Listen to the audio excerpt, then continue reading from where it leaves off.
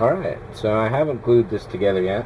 I did want to make a check of the power before we do it, make sure everything's nice and happy. What I'm going to do on both nacelles is put the positive wire in the front so that I can be assured of consistency between the two. Let me go and step the exposure down. Alright, I don't know why the video just kicked out.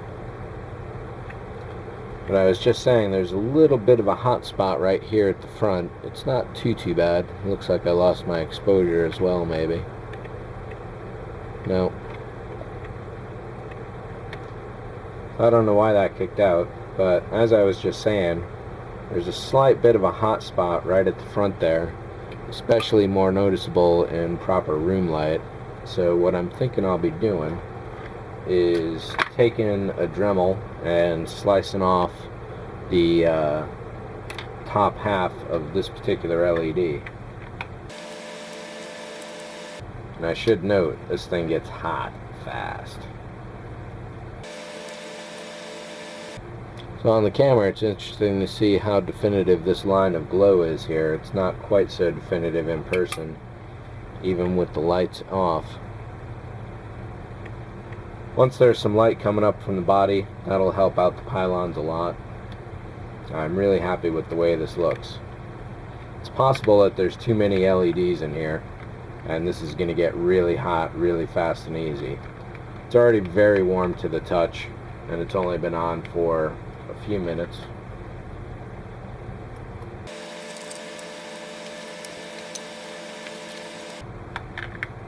Yeah, this fits together so well that you almost don't need to glue it together.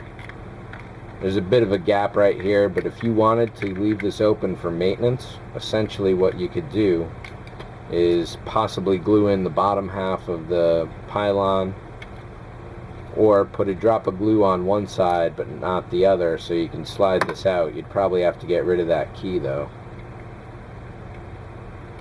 Or you can glue the pylon into the body like this, not glued together anywhere else. Snap this together again. So just glue it here at the very base, so if you wanted to get in here, you could still crack open the top and potentially remove the entire strip and replace it. It is glued in, however, that doesn't mean you can't take it out.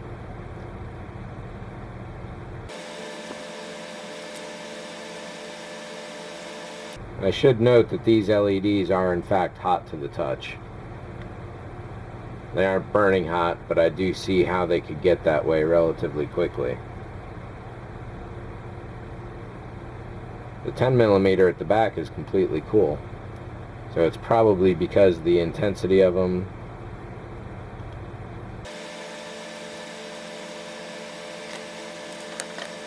So on this side I tried gluing the wires down, but they just don't want to glue down at all. So what I'm going to do is go with the old double-sided tape trick that's worked out fairly well in some cases so far and not as well in others recently. However, for the purpose of holding the wire down into the deepest possible crevice of this slot right here, it's going to be more than adequate.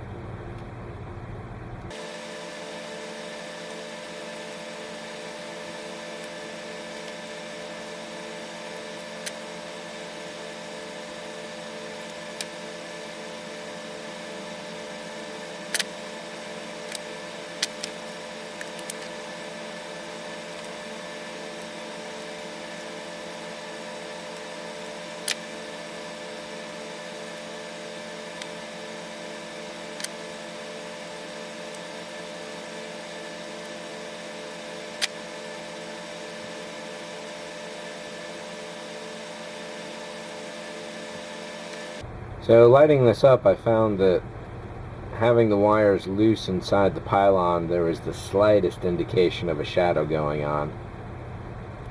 So I want to keep these as tightly under control as possible. And from here, It's just a matter of finally gluing it together, I think. However, I'll hold off for the moment, but essentially this pylon is done.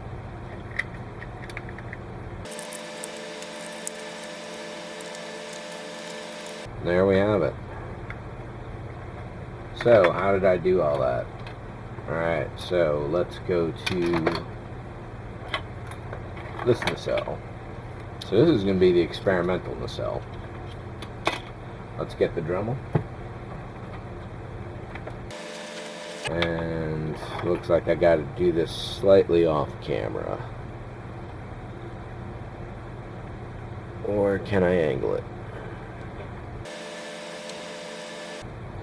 Inside each LED, you'll see that little metal thing. Get as close to that as you are comfortable doing.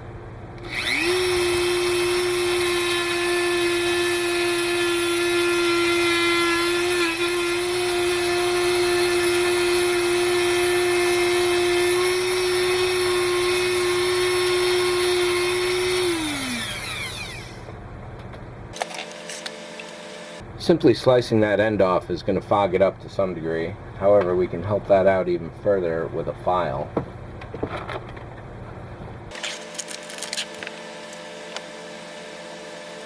There we go.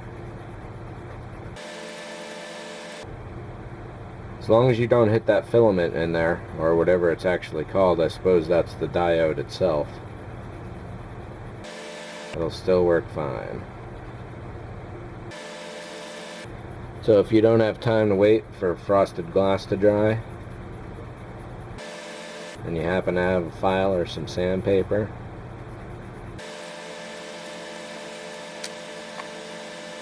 there we go. It's not quite parallel cut, unfortunately. Let's see if that has any real effect on the look of it, though. I'm going to leave the background simply because the back ball is round.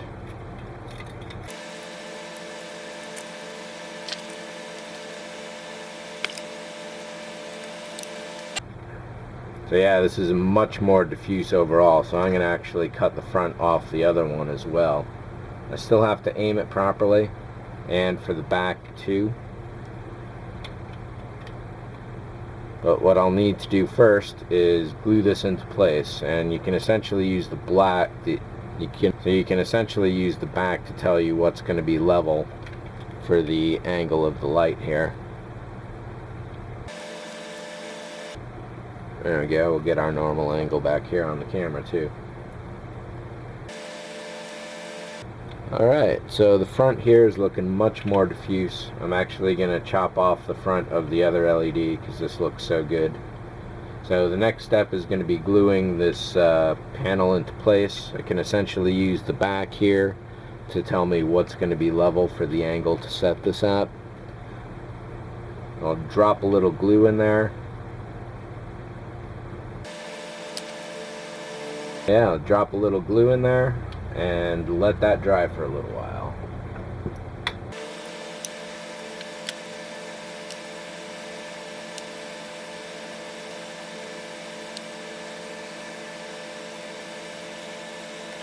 So that nacelle is also going to get the fiber optics in the pylon, which is drying now.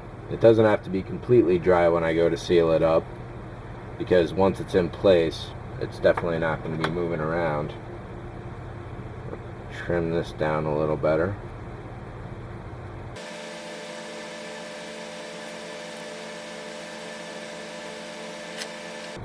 We'll get this back into place. Like I say, it only has to hold long enough to get assembled, but I do want it to be as dry as possible going into the situation.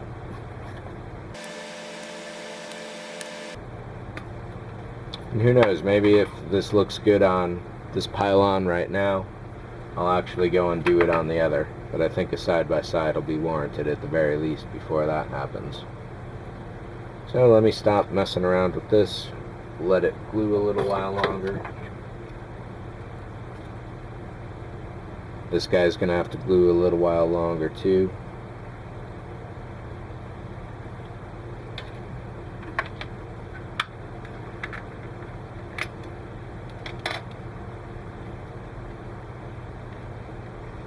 Ah, you know what? I cannot cut this out, actually. If I can pop this nacelle... Hey. Oh, thank you, super glue.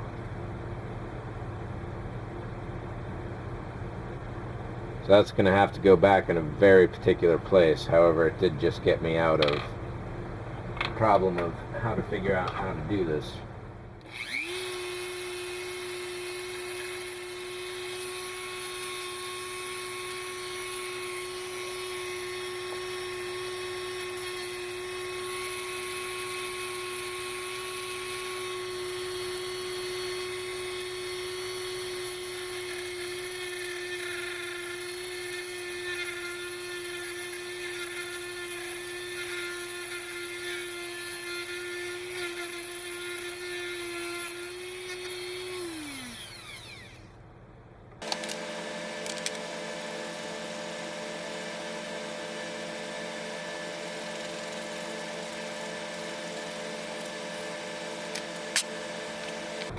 To make sure I didn't burn that out before I get too much further.